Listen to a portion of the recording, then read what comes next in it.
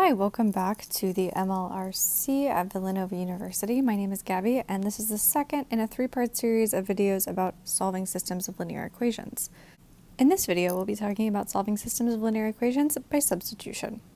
This time we have the same problem. We have a system of equations, two equations in two variables, and we want to find that point, xy, which we now know corresponds to a point on our xy plane. And we do already know what that point is, but in this video I'm going to show you how to get the same solution by substituting one equation into the other. What we're going to do is we're going to isolate one of the variables in our first equation and plug it into our second equation. So the way that we're going to do that is we're going to take this first equation here, x plus y equals 1, and we're going to isolate either the x or the y.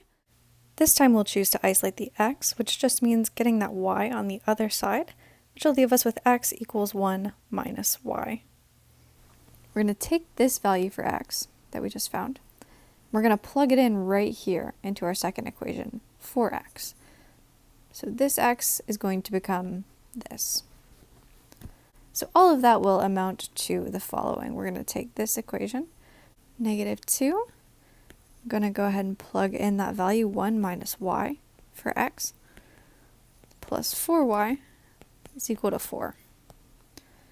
At this point, we're just going to continue to follow the order of operations and combine like terms.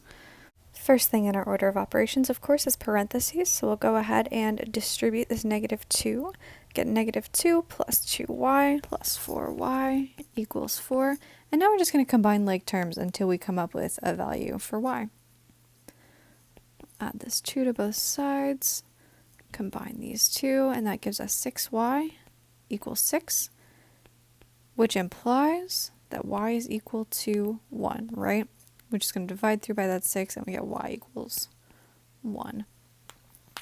So now we have substituted a value of x that we found here into our second equation and found this value for y. Now, if we want to find our x value, all we have to do is take this value that we found for y and plug it into the equation for x. We know that x is equal to 1 minus y. So we're just going to plug in that y value there.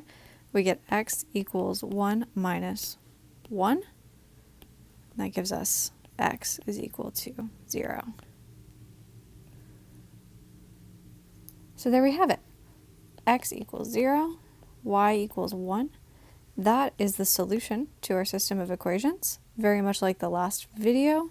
And if we wanted to think about this again as a coordinate pair, this would be 0, 1, just like we saw on our graph last time.